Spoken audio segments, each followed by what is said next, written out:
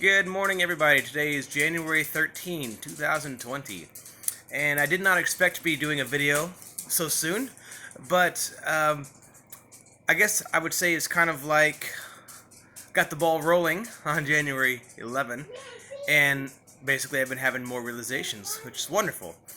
So this morning, I woke up, and for some reason I just kept thinking, I want to watch YouTube videos this morning. And I really don't do that very often. I try to minimize my random YouTube watching because everything that you watch, of course, is biased, including the video you're watching right now. It's got my bias. But I randomly started looking up just like conspiracy theories, things like that. David Icke popped in my head. And I said, okay, I'm going to look up David Icke. And I found a video of him being interviewed. And he was talking about the experience way back in the day that started all of his. If you guys know anything about David Icke, he's generally considered either an idiot savant, a genius, enlightened, or crazy. And it's hard to say which one is true. But he was talking about his experience of what I would say energy. His experience of being affected by energy. To the point that it changed his consciousness forever. And once again, this is what my book is about. My book is about building your energy to the point where you are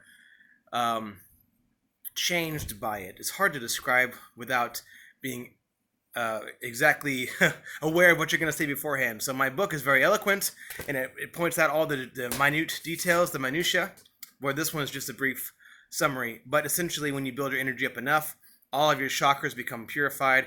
You have a direct connection to source again. And then when you hear thoughts in your mind, I would say it's kind of like your conscience, intuition. These thoughts pop in your head, and they're more than just thoughts about,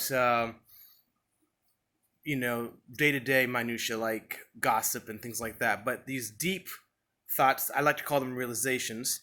But it's intuition. It comes from a deeper place than your typical thoughts. So, anyway, he was talking about how he was in Peru randomly. Something inside him told him to go there, and he went on top of this hill. As he was driving by the hill, he just had this thought in his head, "Come to me, come to me, come to me." So he pulled over. He walked up the hill, and he felt energy in his feet pulling him down. And he felt energy on the top of his head, like a drill pushing down on his crown. And I will tell you that being big into energy manipulation myself, that is exactly how it feels to me too. I feel the energy in certain locations. And while I was watching the video, I actually felt energy in my crown, which is very interesting. After I did the Breatharian challenge with Akai and Camila, part of the challenge, part of the initiation is activating your light body. And once you do that, you feel energy much more in your being. I say being because I don't want to say body. Everyone thinks physical when I say body, but you feel energy moving around inside you. You feel it in your different chakras. Sometimes in locations you didn't even know had chakras, like you might feel it in a knee. And there are lots of different energy centers in your body. And the prana, or energy, will circulate where it wants to go. You can direct it where you want it to go, but it also goes where it wants to go. So I was watching this video with David Icke, and he was talking about being guided by an unknown presence. He said he got to a point in his life where he felt like no matter where he was never alone. He felt like he was in a hotel room, and he felt a presence so strongly, and not a negative, ominous presence, just like he wasn't by himself. And he said, if there's anything there who wants to communicate, please just speak up. And nothing happened. But 2 or 3 days later is when he had this experience on top of the hill, right? And he felt this energy coming down through his crown, going through his entire body, down through his feet. And it lasted about 45 minutes to an hour. Now, I would personally say that sounds an awful lot like a Kundalini activation.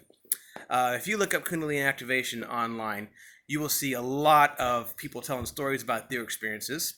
My experience with it was very similar, but I think it's kind of multifaceted. I had a Kundalini activation by Shaktipat, but I also had the light body the light body activation through the Breatharian workshop.